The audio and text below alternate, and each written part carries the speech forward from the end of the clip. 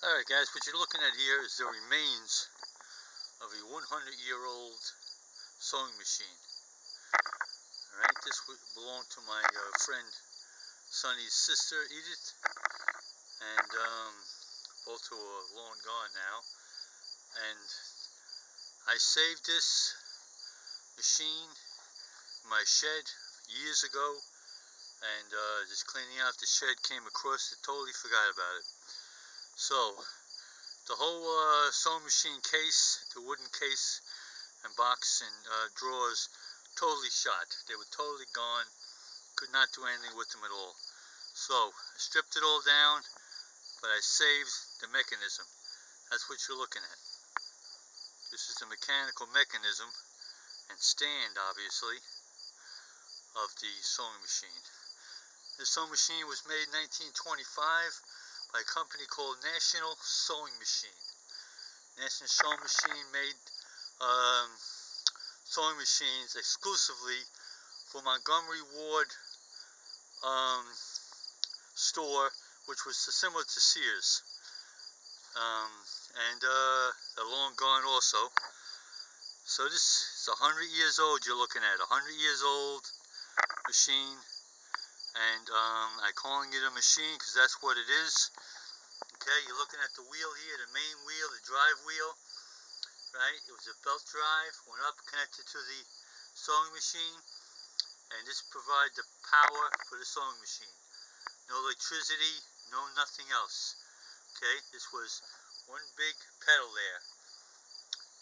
The pedal was just activated by your foot. That's all it was to it. Okay.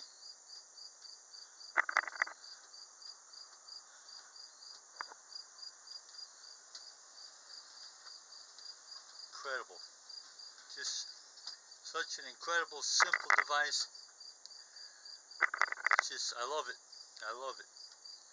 And, you know, like anything else from that age, it's been through the mill. Needs a lot of scraping and WD-40, cleaning up. But the mechanism, as you can see, works just fine. Just fine. It's very simple. Very, very simple. It's an offset rod coming from the pedal up to the wheel. And that's what makes it go. The same principle as used in many, many vintage toys that you see having action. This is the exact same type of a setup. It's the offset rod onto the wheel. Obviously this was belt driven. I measured it. It's about a 5/8 inch belt. And what I'm planning on doing is putting a platform on top like this. Alright? Making it basically into a table. And then what I want to do is drill a hole over here, connect the pulley, and come up with some type of a mechanism, be it a toy or something else mechanical, that's going to be driven the same way a woman would sit there in the past and work the throttle, making the sewing machine work. I'm hoping to sit there and make something else work, be it a tool, be it a toy, whatever. So, give me your opinion. What would you do if you had this piece of equipment and you wanted to rescue it, give it a new life, make it come back to life? What could you use it for? What would be your idea? Right? The wheel is perfect. That wheel is absolutely perfect. So is the connecting rod.